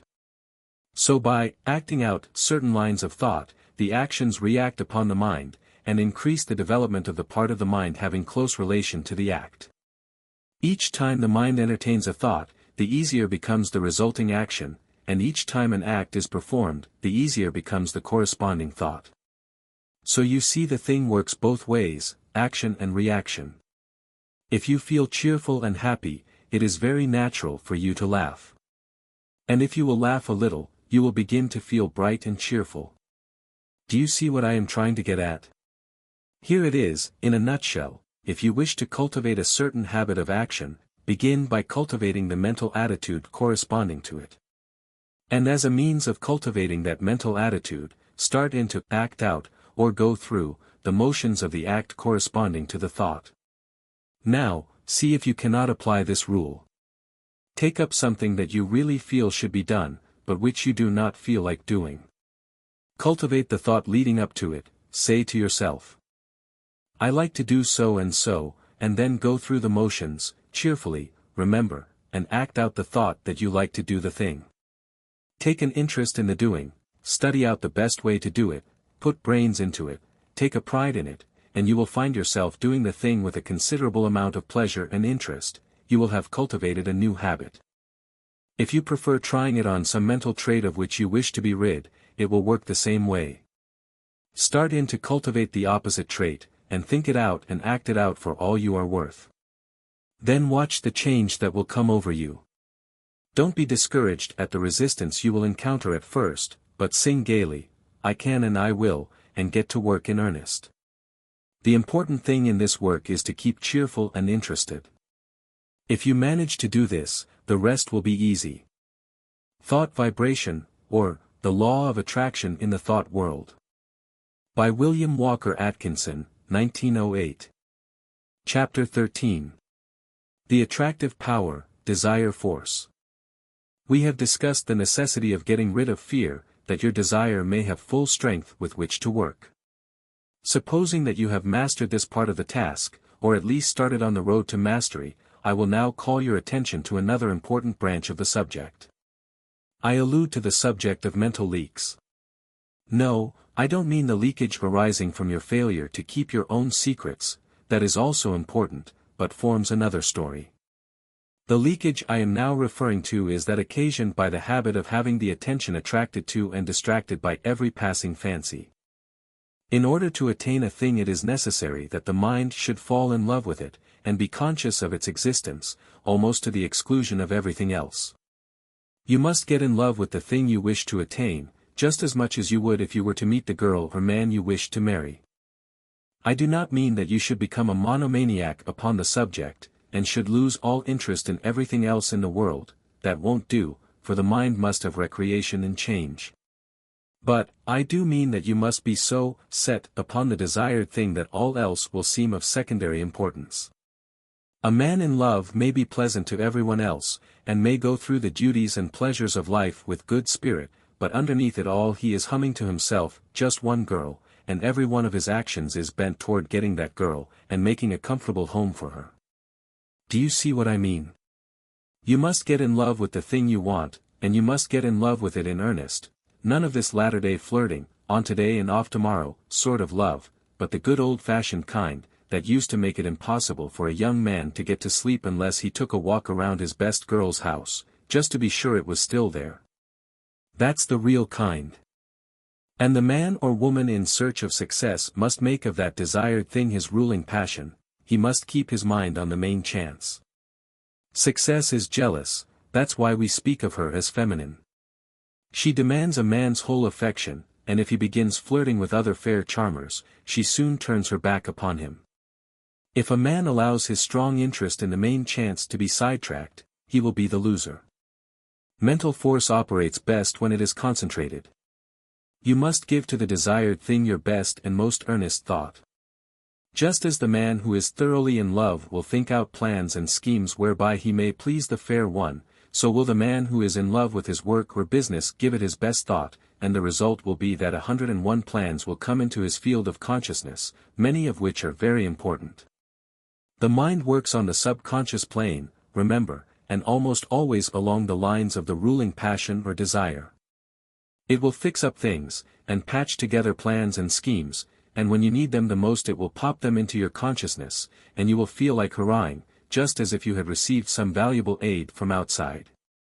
But if you scatter your thought force, the subconscious mind will not know just how to please you, and the result is that you are apt to be put off from this source of aid and assistance.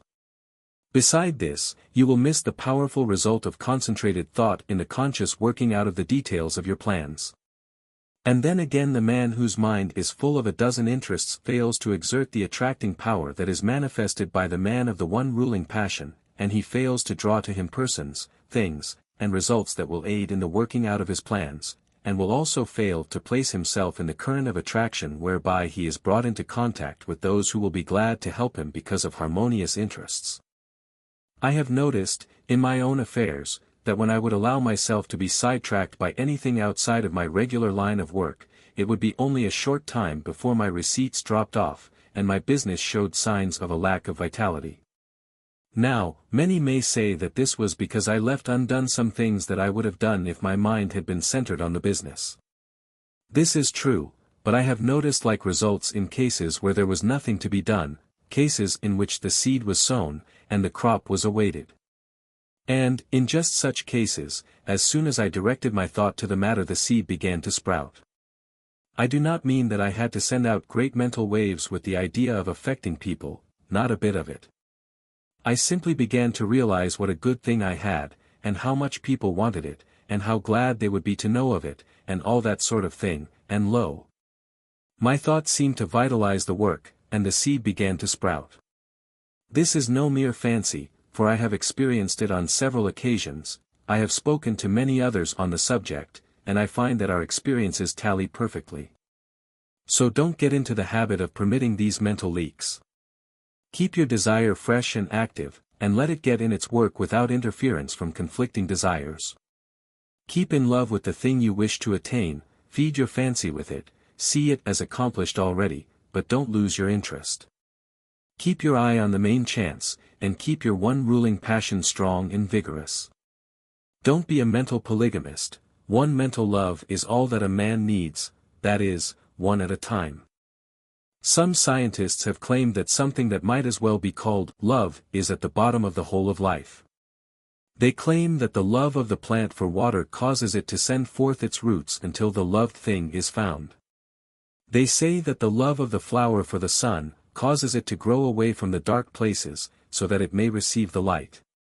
The so-called chemical affinities are really a form of love. And desire is a manifestation of this universal life love.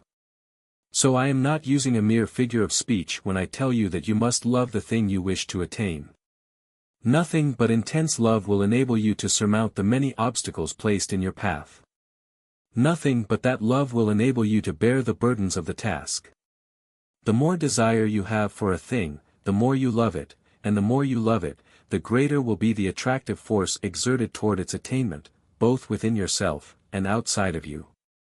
So love but one thing at a time, don't be a mental Mormon. Thought Vibration, or, The Law of Attraction in the Thought World. By William Walker Atkinson, 1908. Chapter 14. The Great Dynamic Forces. You have noticed the difference between the successful and strong men in any walk of life, and the unsuccessful weak men around them. You are conscious of the widely differing characteristics of the two classes, but somehow find it difficult to express just in what the difference lies. Let us take a look at the matter. Buxton said, "The longer I live, the more certain I am that the great difference between men, the feeble and the powerful, the great and the insignificant, is energy and invincible determination, a purpose once fixed and then death or victory. That quality will do anything that can be done in this world, and no talents, no circumstances, no opportunities will make a two-legged creature a man without it." I do not see how the idea could be more clearly expressed than Buxton has spoken. He has put his finger right in the center of the subject, his eye has seen into the heart of it. Energy and invincible determination, these two things will sweep away mighty barriers, and will surmount the greatest obstacles. And yet they must be used together. Energy without determination will go to waste. Lots of men have plenty of energy, they are full to overflowing with it, and yet they lack concentration, they lack the concentrated force that enables them to bring their power to bear upon the right spot. Energy is not nearly so rare a thing as many imagine it to be. I can look around me at any time, and pick out a number of people I know who are full of energy, many of them are energy plus, and yet, somehow, they do not seem to make any headway. They are wasting their energy all the time. Now they are fooling with this thing, now meddling with that. They will take up some trifling thing of no real interest or importance, and waste enough energy and nervous force to carry them through a hard day's work, and yet when they are through, nothing has been accomplished. Others who have plenty of energy, fail to direct it by the power of the will toward the desired end. Invincible determination, those are the words. Do they not thrill you with their power? If you have something to do, get to work and do it. Marshal your energy, and then guide and direct it by your will, bestow upon it that invincible determination, and you will do the thing. Everyone has within him a giant will, but the majority of us are too lazy to use it. We cannot get ourselves nerved up to the point at which we can say, truthfully, I will. If we can but screw up our courage to that point, and will then pin it in place so that it will not slip back, we will be able to call into play that wonderful power, the human will. Man, as a rule, has but the faintest conception of the power of the will, but those who have studied along the occult teachings, know that the will is one of the great dynamic forces of the universe, and if harnessed and directed properly it is capable of accomplishing almost miraculous things. Energy and invincible determination, aren't they magnificent words? Commit them to memory, press them like a die into the wax of your mind, and they will be a constant inspiration to you in hours of need. If you can get these words to vibrating in your being, you will be a giant among pygmies. Say these words over and over again, and see how you are filled with new life, see how your blood will circulate, how your nerves will tingle. Make these words a part of yourself, and then go forth anew to the battle of life, encouraged and strengthened. Put them into practice. Energy and invincible determination, let that be your motto in your workaday life, and you will be one of those rare men who are able to do things. Many persons are deterred from doing their best by the fact that they underrate themselves by comparison with the successful ones of life, or rather, overrate the successful ones by comparison with themselves. One of the curious things noticed by those who are brought in contact with the people who have arrived is the fact that these successful people are not extraordinary after all. You meet with some great writer, and you are disappointed to find him very ordinary indeed. He does not converse brilliantly, and, in fact, you know a score of everyday people who seem far more brilliant than this man who dazzles you by his brightness in his books.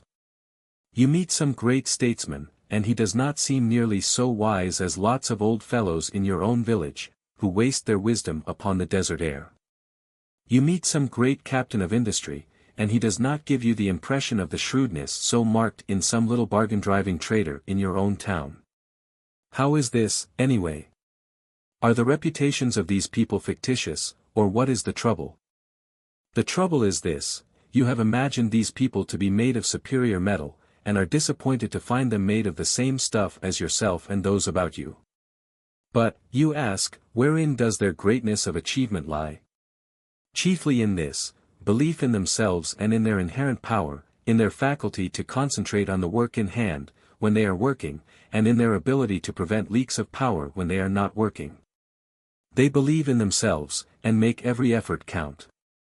Your village wiseman spills his wisdom on every corner, and talks to a lot of fools, when if he really were wise he would save up his wisdom and place it where it would do some work. The brilliant writer does not waste his wit upon every comer. In fact, he shuts the drawer in which he contains his wit, and opens it only when he is ready to concentrate and get down to business. The captain of industry has no desire to impress you with his shrewdness and smartness. He never did, even when he was young. While his companions were talking and boasting, and blowing, this future successful financier was sawin' wood and sayin' nothin'. The great people of the world, that is, those who have arrived, are not very different from you, or me, or the rest of us. All of us are about the same at the base. You have only to meet them to see how very ordinary they are, after all. But, don't forget the fact that they know how to use the material that is in them, while the rest of the crowd does not, and, in fact, even doubts whether the true stuff is there. The man or woman who gets there usually starts out by realizing that he or she is not so very different, after all, from the successful people that they hear so much about. This gives them confidence, and the result is they find out that they are able to do things. Then they learn to keep their mouths closed, and to avoid wasting and dissipating their energy. They store up energy, and concentrate it upon the task at hand, while their companions are scattering their energies in every direction, trying to show off and let people know how smart they are. The man or woman who gets there prefers to wait for the applause that follows deeds accomplished, and cares very little for the praise that attends promises of what we expect to do some day, or an exhibition of smartness without works. One of the reasons that people who are thrown in with successful men often manifest success themselves, is that they are able to watch the successful man and sort of catch the trick of his greatness. They see that he is an everyday sort of man, but that he thoroughly believes in himself, and also that he does not waste energy, but reserves all his force for the actual tasks before him. And, profiting by example, they start to work and put the lesson into practice in their own lives. Now what is the moral of this talk? Simply this: don't undervalue yourself, or overvalue others. Realize that you are made of good stuff, and that locked within your mind are many good things. Then get to work and unfold those good things, and make something out of that good stuff. Do this by attention to the things before you, and by giving to each the best that is in you, knowing that plenty of more good things are in you, ready for the fresh tasks that will come. Put the best of yourself into the undertaking on hand, and do not cheat the present task in favor of some future one. Your supply is inexhaustible. And don't waste your good stuff on the crowd of gapers, watchers, and critics who are standing around watching you work. Save your good stuff for your job, and don't be in too much of a hurry for applause. Save up your good thoughts for copy, if you are a writer. Save up your bright schemes for actual practice, if you are a businessman. Save up your wisdom for occasion, if you are a statesman, and, in each case, avoid the desire to scatter your pearls before the gaping crowd that wants to be entertained by a free show. Nothing very high about this teaching, perhaps, but it is what many of you need very much. Stop fooling, and get down to business. Stop wasting good raw material, and start to work making something worthwhile. Thought Vibration, or, The Law of Attraction in the Thought World. By William Walker Atkinson, 1908. Chapter 15. Claiming Your Own. In a recent conversation, I was telling a woman to pluck up courage and to reach out for a certain good thing for which she had been longing for many years, and which, at last, appeared to be in sight. I told her that it looked as if her desire was about to be gratified, that the law of attraction was bringing it to her. She lacked faith, and kept on repeating, "Oh. It's too good to be true, it's too good for me." She had not emerged from the worm of the dust stage, and although she was in sight of the promised land she refused to enter it because it was too good for her. I think I succeeded in putting sufficient ginger into her to enable her to claim her own, for the last reports indicate that she is taking possession. But that is not what I wish to tell you. I want to call your attention to the fact that nothing is too good for you, no matter how great the thing may be, no matter how undeserving you may seem to be. You are entitled to the best there is, for it is your direct inheritance. So don't be afraid to ask, demand, and take. The good things of the world are not the portion of any favored sons. They belong to all, but they come only to those who are wise enough to recognize that the good things are theirs by right, and who are sufficiently courageous to reach out for them. Many good things are lost for want of the asking. Many splendid things are lost to you because of your feeling that you are unworthy of them. Many great things are lost to you because you lack the confidence and courage to demand and take possession of them. None but the brave deserves the fair, says the old adage, and the rule is true in all lines of human effort. If you keep on repeating that you are unworthy of the good thing, that it is too good for you, the law will be apt to take you at your word and believe what you say. That's a peculiar thing about the law, it believes what you say, it takes you in earnest. So beware what you say to it, for it will be apt to give credence. Say to it that you are worthy of the best there is, and that there is nothing too good for you, and you will be likely to have the law take you in earnest, and say, "I guess he is right, I'm going to give him the whole bake shop if he wants it, he knows his rights, and what's the use of trying to deny it to him?" But if you say, "Oh, it's too good for me," the law will probably say, "Well, I wouldn't wonder but what that is so. Surely he ought to know, and it isn't for me to contradict him." And so it goes. Why should anything be too good for you? Did you ever stop to think just what you are? You are a manifestation of the whole thing, and have a perfect right to all there is. Or, if you prefer it this way, you are a child of the infinite, and are heir to it all.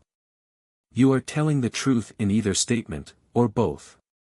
At any rate, no matter for what you ask, you are merely demanding your own. And the more in earnest you are about demanding it, the more confident you are of receiving it, the more will you use in reaching out for it, the surer you will be to obtain it. Strong desire, confident expectation, courage in action, these things bring to you your own. But before you put these forces into effect, you must awaken to a realization that you are merely asking for your own, and not for something to which you have no right or claim. So long as there exists in your mind the last sneaking bit of doubt as to your right to the things you want, you will be setting up a resistance to the operation of the law. You may demand as vigorously as you please, but you will lack the courage to act, if you have a lingering doubt of your right to the thing you want. If you persist in regarding the desired thing as if it belonged to another, instead of to yourself, you will be placing yourself in the position of the covetous or envious man, or even in the position of a tempted thief. In such a case your mind will revolt at proceeding with the work, for it instinctively will recoil from the idea of taking what is not your own. The mind is honest. But when you realize that the best the universe holds belongs to you as a divine heir, and that there is enough for all without your robbing anyone else, then the friction is removed, and the barrier broken down, and the law proceeds to do its work. I do not believe in this humble business. This meek and lowly attitude does not appeal to me, there is no sense in it, at all. The idea of making a virtue of such things, when man is the heir of the universe, and is entitled to whatever he needs for his growth, happiness and satisfaction. I do not mean that one should assume a blustering and domineering attitude of mind, that is also absurd, for true strength does not so exhibit itself. The blusterer is a self-confessed weakling, he blusters to disguise his weakness. The truly strong man is calm, self-contained, and carries with him a consciousness of strength which renders unnecessary the bluster and fuss of assumed strength. But get away from this hypnotism of humility, this meek and lowly attitude of mind. Remember the horrible example of Uriah Heep, and beware of imitating him. Throw back your head, and look the world square in the face. There's nothing to be afraid of, the world is apt to be as much afraid of you, as you are of it, anyway. Be a man, or woman, and not a crawling thing. And this applies to your mental attitude, as well as to your outward demeanor. Stop this crawling in your mind. See yourself as standing erect and facing life without fear, and you will gradually grow into your ideal. There is nothing that is too good for you, not a thing. The best there is not beginning to be good enough for you, for there are still better things ahead. The best gift that the world has to offer is a mere bauble compared to the great things in the cosmos that await your coming of age. So don't be afraid to reach out for these playthings of life, these baubles of this plane of consciousness. Reach out for them, grab a whole fistful, play with them until you are tired, that's what they are made for, anyway. They are made for our express use, not to look at, but to be played with, if you desire. Help yourself, there's a whole shopful of these toys awaiting your desire, demand and taking. Don't be bashful. Don't let me hear any more of this silly talk about things being too good for you. Pshaw! You have been like the emperor's little son thinking that the tin soldiers and toy drum were far too good for him, and refusing to reach out for them. But you don't find this trouble with children as a rule. They instinctively recognize that nothing is too good for them. They want all that is in sight to play with, and they seem to feel that the things are theirs by right. And that is the condition of mind that we seekers after the divine adventure must cultivate. Unless we become as little children we cannot enter the kingdom of heaven. The things we see around us are the playthings of the kindergarten of God, playthings which we use in our game tasks. Help yourself to them, ask for them without bashfulness, demand as many as you can make use of, they are yours. And if you don't see just what you want, ask for it, there's a big reserve stock on the shelves, and in the closets. Play, play, play, to your heart's content. Learn to weave mats, to build houses with the blocks, to stitch outlines on the squares, play the game through, and play it well. And demand all the proper materials for the play, don't be bashful, there's enough to go round. But remember this. While all this be true, the best things are still only game things, toys, blocks, mats, cubes, and all the rest. Useful, most useful for the learning of the lessons, pleasant, most pleasant with which to play, and desirable, most desirable, for these purposes. Get all the fun and profit out of the use of things that is possible. Throw yourself heartily into the game, and play it out, it is good. But, here's the thing to remember, never lose sight of the fact that these good things are but playthings, part of the game, and you must be perfectly willing to lay them aside when the time comes to pass into the next class, and not cry and mourn because you must leave your playthings behind you. Do not allow yourself to become unduly attached to them, they are for your use and pleasure, but are not a part of you, not essential to your happiness in the next stage.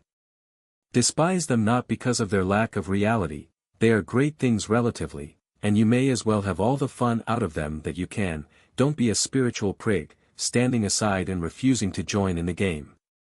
But do not tie yourself to them, they are good to use and play with, but not good enough to use you and to make you a plaything.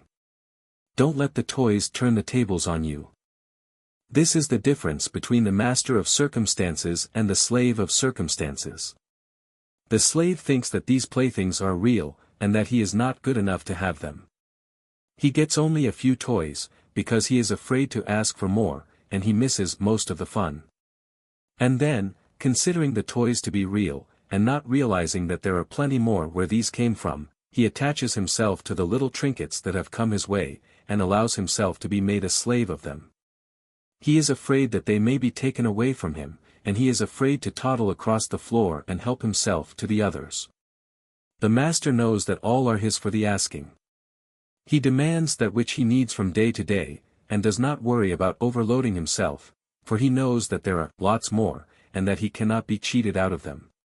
He plays, and plays well, and has a good time in the play, and he learns his kindergarten lessons in the playing. But he does not become too much attached to his toys. He is willing to fling away the worn-out one, and reach out for a new one. And when he is called into the next room for promotion, he drops on the floor the worn-out toys of the day, and with glistening eyes and confident attitude of mind, marches into the next room, into the great unknown, with a smile on his face. He is not afraid, for he hears the voice of the teacher, and knows that she is there waiting for him, in that great next room. Thought Vibration, or, The Law of Attraction in the Thought World. By William Walker Atkinson, 1908. Chapter 16. Law, Not Chance. Some time ago I was talking to a man about the attractive power of thought.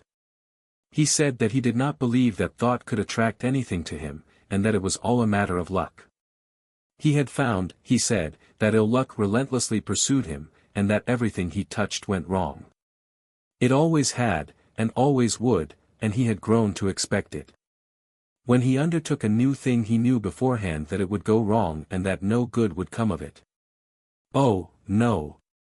There wasn't anything in the theory of attractive thought, so far as he could see, it was all a matter of luck. This man failed to see that by his own confession he was giving a most convincing argument in favor of the law of attraction. He was testifying that he was always expecting things to go wrong, and that they always came about as he expected. He was a magnificent illustration of the law of attraction, but he didn't know it, and no argument seemed to make the matter clear to him. He was up against it, and there was no way out of it. He always expected the ill luck, and every occurrence proved that he was right, and that the mental science position was all nonsense. There are many people who seem to think that the only way in which the law of attraction operates is when one wishes hard, strong and steady. They do not seem to realize that a strong belief is as efficacious as a strong wish. The successful man believes in himself and in his ultimate success, and, paying no attention to little setbacks, stumbles, tumbles and slips, presses on eagerly to the goal, believing all the time that he will get there.